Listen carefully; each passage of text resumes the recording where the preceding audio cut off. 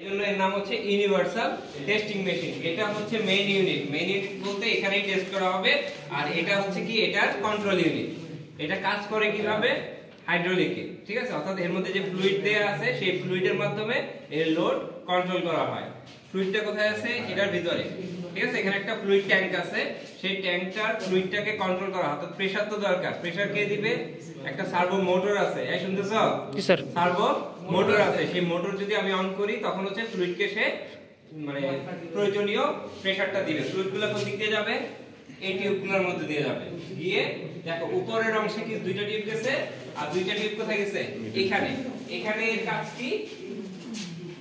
এই যে জগুলো দেখে এখানে একটা শ্যাফট দেখতেছো স্টিলের, এইটাকে হচ্ছে কি ধাক্কা দেয়া। অর্থাৎ যখন প্রেসার দরকার ওইখানে ধাক্কা দিবে, সে আগাবে। আবার যখন প্রেসার রিলিজ করব সে ফিরে যাবে, ঠিক আছে? উপরের কাজ নিচের কাজ একরকম। আর উপরের অংশটার নাম কি? আপার ক্রসহেড। উপরের অংশের নাম কি? আপার ক্রসহেড। আর এই মাঝখানে যে অংশটা দেখতেছো এটা কি?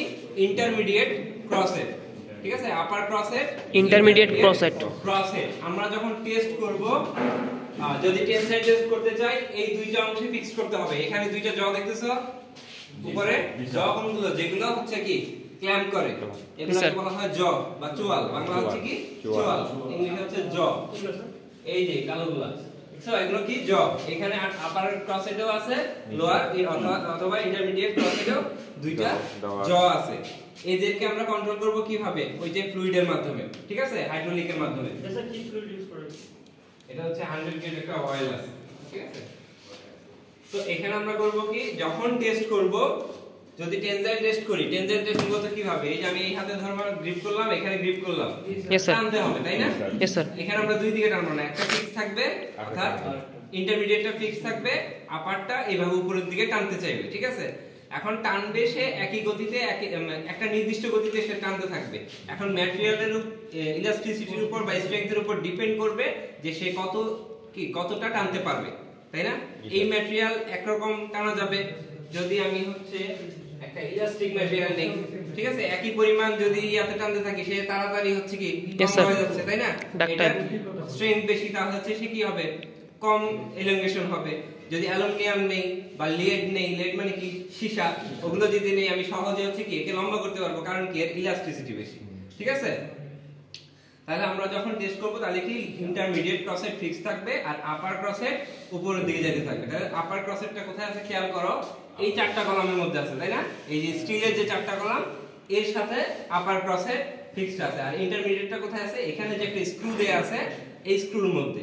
এটাকে আমরা হচ্ছে টেস্টের ইনিশিয়াল ক্ল্যাম্পিং এর জন্য আপ ডাউন করাবো। আর যখন টেস্ট রান করব, তখন হচ্ছে এটা ফিক্স থাকবে, এটা নড়াচড়া করবে না। আপার ক্রসহেড এই কলামের মাধ্যমে উপরের দিকে উঠে যাবে, বুঝতে পারছো? Yes sir. তখন আসলে মূলত দেখবা যে এই বেসটা উপরের দিকে উঠে যাচ্ছে। এখানে যে একটা গ্যাপ আছে না, এই গ্যাপটা দেখবা যে আমরা যখন টেস্ট করতেছি সে উপরের দিকে যাচ্ছে, এই গ্যাপটা বেড়ে যাচ্ছে। তার মানে কি নিচের বেসটা সহ আপার ক্রসহেড উপরের দিকে যাবে, আর এই কলামের মধ্যে যে ইন্টারমিডিয়েট ক্রসহেড আছে এটা ফিক্স থাকবে, বুঝা যাচ্ছে? আর যখন কম্প্রেশন করব, তখন কি হবে? কম্প্রেশনের জন্য এই প্লেটটা আমরা এখানে ফিক্স করব, তাহলে একই ভাবে কাজ করবে। আমরা কি করব? কি বললাম, এই নিচের বেসটা উপরের দিকে যাবে না। ইন্টারমিডিয়েট যদি বসে থাকে, আমার স্পেসিমেনটা কই, এটা ইন্টারমিডিয়েট যদি এভাবে ফিক্স থাকে, ইন্টারমিডিয়েট কই থাকবে? উপরে।